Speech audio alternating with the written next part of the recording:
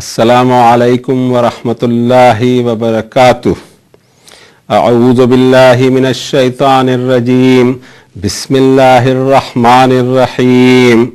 या अय्युहन्नासु उबुदू रब्बकुमुल्लज़ी खलक़कुम वल्लज़ीना मिन क़ब्लिकुम लअल्लकुम तत्तक़ून अल्लज़ी जअल लकुमुल अर्ज़ फ़िराशा वस्समाअ बिनाअ वअन्ज़ल मिनस समाइ माअन फ़अख़रज बिही मिनस समराति रिज़्क़न लकुम फ़ला तजअलू लिल्लाहि अंदादन व अंतुम तालमून व इन कुंतुम फ़ी रैबिन मिम्मा नज़्ज़लना अला अब्दिना फ़अतू बिसूरतिन मिन मिस्लिहि वदू शुहदाअकुम मिन दूनिल्लाहि इन कुंतुम सादिक़ीन फ़इन लम तफ़अलू वलन तफ़अलू फ़त्तक़ुन नारल्लती वक़ूदुहन्नासु वल हिजारा उइद्दत लिलकाफ़िरीन वबश्शिरिल्लज़ीना आमनू वअमिलुस्सालिहाति अन्न लहुम जन्नातिन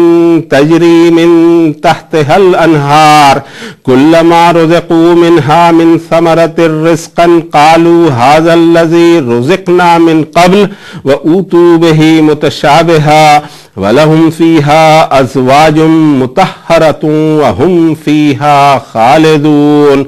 सदक़ल्लाहुल अज़ीम व सदक़ रसूलुहुन नबियुल करीम व नहनु अला ज़ालिका लमिनश शाहिदीन वश्शाकिरीन वल्हम्दुलिल्लाहि रब्बिल आलमीन। सूरतुल बक़रा तीसरा रुकू हम शुरू कर रहे हैं और आयत की सीरियल है इसमें 21 नंबर से लेकर 25 तक, जिसकी तिलावत की तौफीक अल्लाह ताला ने अपने इस आजिज़ बंदे को इनायत फरमाई। क्या मज़ामीन है इसमें, क्या पैगामात हैं हमारे लिए, क्या डायरेक्टिव्स इसमें मौजूद हैं, सबसे पहले उसको डिस्कवर करने की कोशिश करते हैं, फिर उसका इम्प्लीमेंटेशन सबसे पहले मेरी अपनी ज़ात पर हो और आपसे भी मैं उसको शेयर करूं। आप खुद तवज्जो से उसको पढ़ें, समझें, देखें और अपने अमल में लाएं, क्योंकि इसी पर हमारा हिसाब होना है। अल्लाह के सामने जब हम खड़े होंगे हश्र के मैदान में तो कॉन्स्टिट्यूशन यही रहने वाला है, अल्लाह की किताब ही सामने होगी। तरा कुल्ल उम्मतिन जासिया कुल्ल उम्मतिन तुदा इला किताबिहा। नबी सल्लल्लाहु अलैहि वसल्लम आप देखेंगे कि हश्र के मैदान में हर उम्मत घुटनों के बल गिरी पड़ी है और हर उम्मत को उसकी किताब की तरफ बुलाया जाएगा। जाहिर है कि मुझे और आपको भी इस किताब की तरफ बुलाया जाएगा और सारी इंसानियत को, जिसको माने चाहे ना माने, रसूलुल्लाह सल्लल्लाहु अलैहि वसल्लम की ज़ात मुबारका और कुरान शरीफ, इसका मामला ऐसा है कि रहती दुनिया तक जो इसको माने चाहे ना माने, हिसाब तो इसी चीज़ पर होने वाला है। किताब ये रहेगी और रोल मॉडल हज़रत सल्लल्लाहु अलैहि वसल्लम का उसवा हसना। हम इब्तिदा में हैं किताब अल्लाह के इस वक्त, और पहले तो इसका तर्जुमा करने की मैं कोशिश करता हूँ। अल्लाह ताला मुझे कामयाबी इनायत फरमाए। तर्जुमा असल में कलाम अल्लाह नहीं हुआ करता। एक बंदे ने अर्श आज़म से आए हुए अल्फाज को पढ़ा है और उसके जहन पर उसका क्या ताअस्सुर होता है, उसे वो अपनी ज़बान में अदा करने की कोशिश करता है। इसमें हम अल्लाह से दुआ करें कि हमारी वो मदद फरमाए। ऐ इंसानों, इबादत करो, गुलामी इख्तियार करो तुम्हारे उस रब की जिसने तुमको पैदा किया और उन लोगों को भी जो तुमसे पहले हो चुके। इस तरह तुम में तक़वे का सलीका आएगा, इस तरह तुम सजा से बच सकोगे। वो रब तुम्हारा जिसने तुम्हारे लिए ज़मीन को फर्श बनाया और आसमान को एज ए कैनोपी या छत बनाया, और उतारा उसने आसमान की बुलंदियों से बारिश, और फिर निकाला इस पूरे सिस्टम के रिजल्ट में हर तरह के प्रोविजंस तुम्हारे लिए। सोना तुम बनाना अल्लाह के पैरेलल, उसका हमसर, जबकि तुम इस पूरे सिस्टम को जानते हो। और अगर तुम हो किसी शक में उस किताब पर जो हम नाजिल फरमा रहे हैं हमारे बंदे मुहम्मदुर रसूलुल्लाह सल्लल्लाहु अलैहि वसल्लम पर, तो तुम ले आओ इसके जैसी एक सूरत बनाकर और तुम पुकार लो, तुम बुला लो तुम्हारे सारे प्रेजेंट्स को अल्लाह के सिवा, अगर तुम अपने दावे में सच्चे हो।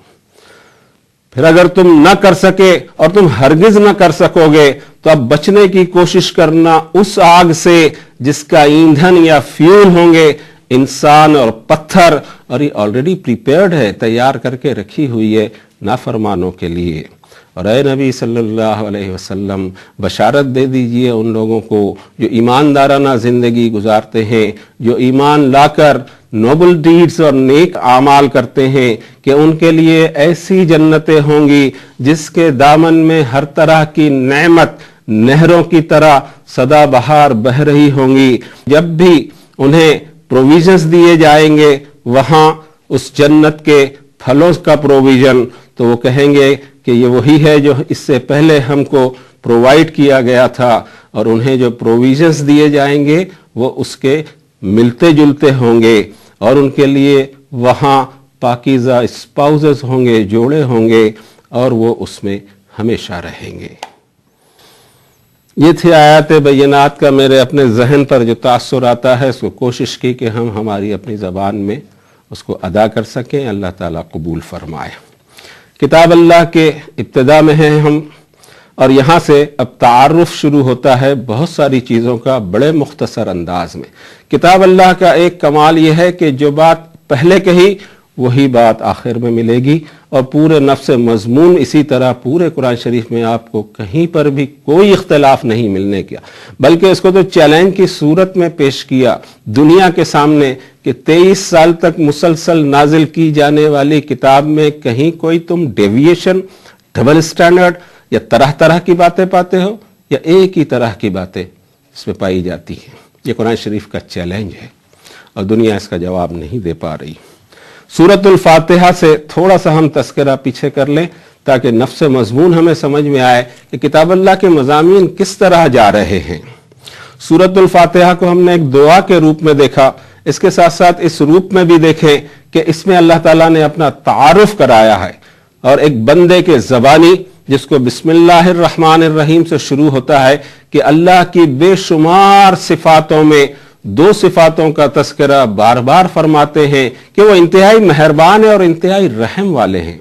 फिर तमाम तारीफ भी उसकी जो रब्बुल आलमीन है, वो रब्बुल मुस्लिमीन ही नहीं है, वो किसी एक पर्टिकुलर ग्रुप का ही रब नहीं है, वो किसी एक पर्टिकुलर जगह का ही रब नहीं है, किसी एक पर्टिकुलर मखलूक का ही रब नहीं है, बल्कि रब्बुल आलमीन है। सातों आसमान, उसके नीचे कितने कुर्रे होंगे पता नहीं, कितनी ज़मीनें हों, कितनी मखलूक हों, इस दुनिया में कितनी मखलूक हैं, खुद हमारे अपने बदन के अंदर क्या क्या वायरसेस और जरासीम हैं, सबका खालिक और मालिक एक ही, और सबकी मौत को उसी के इख्तियार में। तो ये रब्बुल आलमीन की तारीफ। और फिर अर्रहमानिर रहीम, दूसरी बात कि मालिक यौमिद्दीन है, वो इंसाफ का दिन आने वाला है, और उस दिन वो मालिक है उस दिन का, और वो फैसला फरमाएगा कि मैंने या दूसरी मखलूक ने या दूसरे इंसानों ने इस धरती पर उस पर्टिकुलर पीरियड के अंदर में कैसे आमाल किए। और फिर वो दुआ इहदिनस सिरातल मुस्तकीम, जिस दुआ की कबूलियत के अंदर अल्लाह ताला फरमाते हैं कि बिस्मिल्लाहिर्रहमानिर्रहीम अलिफ लाम मीम ज़ालिकल किताबु ला रैब फीहि हुदल लिल मुत्तकीन। तुम इतने कॉन्शियस हो, तुम इतने बेदार हो कि तुमने मुझसे और चीजें भी मांग सकते थे, लेकिन तुमने मुझसे हिदायत मांगी। तुमको पता है कि दुनिया की हर नेमत से ज्यादा अहम नेमत कोई हो सकती है तो सिरात मुस्तकीम की हिदायत, और जब तुमने मुझसे वो मांगा है और तुम इतने कॉन्शियस हो हिदायत के बारे में, तो ये वो किताब है जिसमें कोई शक नहीं मुत्तकीन के लिए भरपूर हिदायत है।